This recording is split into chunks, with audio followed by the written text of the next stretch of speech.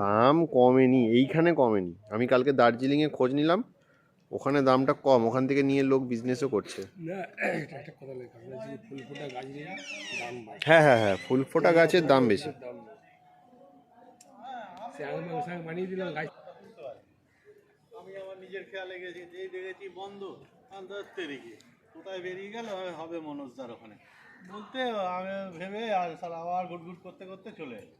ব্যাস, যে দেখি একটু সাইকেলটা আছে কি না, আর যে জুতো আছে কিনা, তোমার জুতো নিশ্চয়ই ছিল।